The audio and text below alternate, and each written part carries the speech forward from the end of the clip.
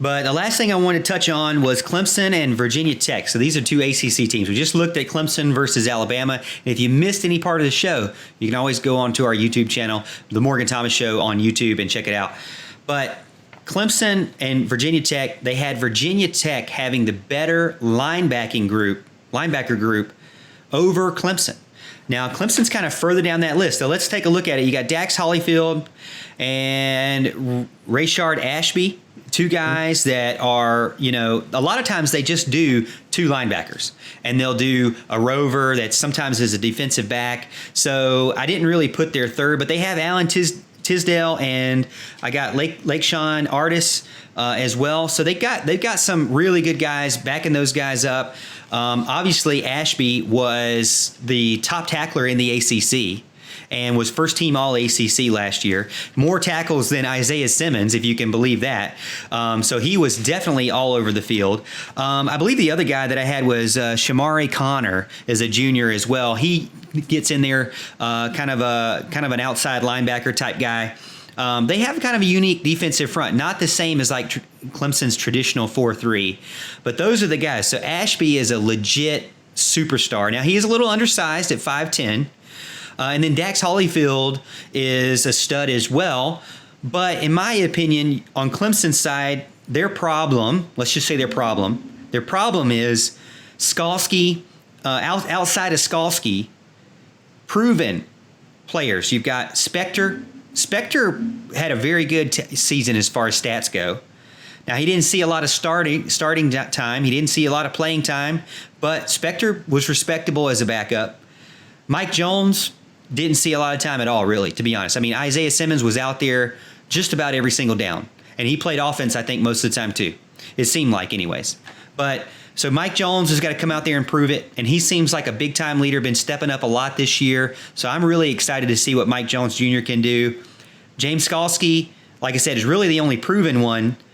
And behind that, though, I think that's what you really got to look at. For me, yeah, maybe the incumbent, most tenured guys don't look as flashy as Virginia Tech's guys, but Trenton Simpson, I think, is going to see some time. Now, I know what you're going to tell me. 5-star linebackers got to work a long time before they get into Brent Venables' defense, but he's not going to be a middle linebacker. So I think that'll help him. He doesn't have to be the general. So Trenton Simpson may see him a lot of time. Alan, I know you're going to love this when I say this. Outside linebacker, Sergio Allen. He is a guy we talked about. How much did we talk about him last year? Yeah. He is a guy, if you look at his film, he is a legit outside threat and inside threat. I mean, the guy can get all over the field. I'm very excited for 4-star Sergio Allen. Nobody's heard of him yet, but he is a solid player. Now, I've already said Kane Patterson's name a ton. I love Kane Patterson since we got him. But a guy I didn't brag about enough, I'm going to brag about now, Levante Bentley. Levante Bentley, I think can kind of shorten his name now, Levante Bentley. That guy is a stud too. So again, these guys, not a lot on the stat sheet, but I'd say, if they can see more time, this is another situation where depth takes over. And I think Clemson might beat Virginia Tech in depth, and especially in young talent. So here's kind of the way I looked at this.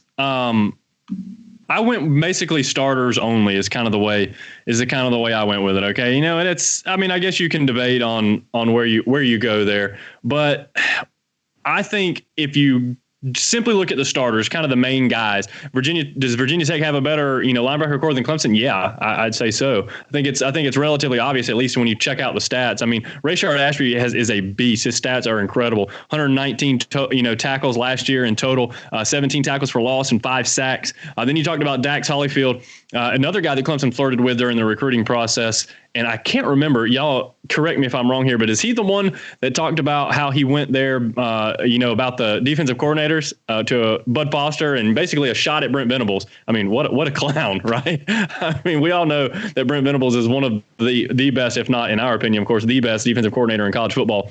But he's a great player. You know, he had 22 tackles and 46 assists last year, 4.5 tackles for loss, 2 sacks. He even had 3 interceptions. And again, like you mentioned, Alan Tisdale, he's kind of their third guy who also had pretty good stats as well. So when you compare them to the Clemson guys, it's really no debate because Clemson's based on potential.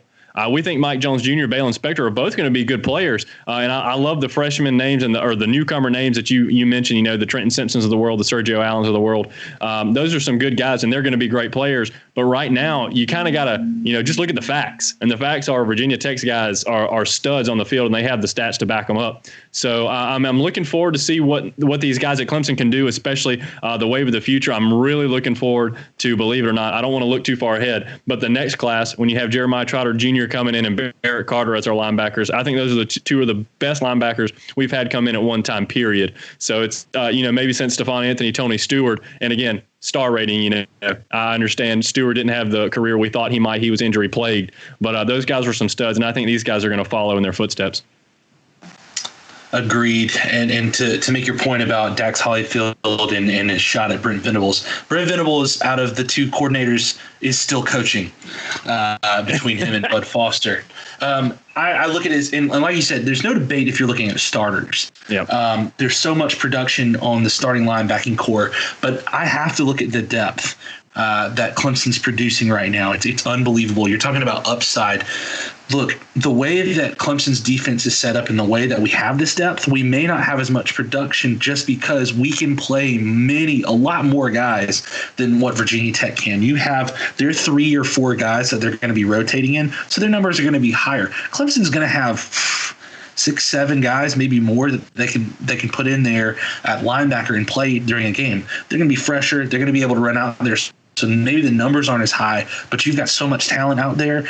I don't think there's any question that as far as an entire unit, Clemson's is better.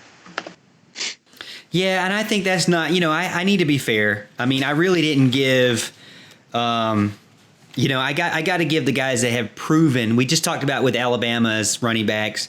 There's a lot of unproven running backs on Alabama's side, and there's a little bit more proof on Clemson's side as far as running backs.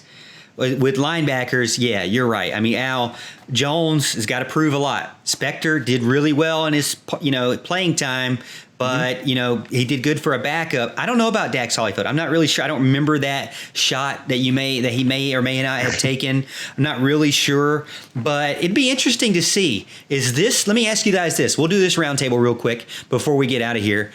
Is this a year where we see maybe the most rotation at the linebacker position in Brent Venables' life? Yeah, I think that's a pretty good possibility. You know, somebody, Billy mentioned on the text line, and there's a guy I meant to actually mention myself, Keith McGuire. He's another guy I think is in the, you know, the Kane Patterson, Balen Spector type mold, who's going to get some playing time. I just think we have too many guys that can play. I think it's going to be interesting to see if we, you know, end up having them all at the end of this season, because I think there's some talented people. And they're not going to want to, you know, they're not going to want to sit. We know how that goes when you recruit well. That's kind of what happens. But yeah, we got a lot of guys that are going to play a lot of minutes this year. Just kind of like our running back situation. Ton of guys are going to play. Bowman's going to play. I don't think he came here to sit. So it's going to be real fun to watch this season. Yeah, I agree with that. I think outside of our secondary, you're going to have a ton of rotation at both the linebacker and defensive line positions. We have a ton of depth at both of those. I think Brent Venables is going to use that to his advantage, at least in the people that he wants to play, and even the red shirts that he's going to eventually redshirt in some of the earlier games, and maybe at the end of the year, depending on how many games they play in. We have a ton of depth on defense this year. And to Alan's credit as well, mentioning next year's class, it's just going to keep going depending on what we add as far as, you know, maybe we add Corey Foreman as well. I don't know if that offer is still going to stand, but I think from a defensive line and linebacker output, there's going to be a ton of rotation this year. Thanks for watching this video, and make sure to join our live show every Monday night at 8:30 p.m. Eastern Time right here on YouTube. Subscribe to the channel so you don't miss it.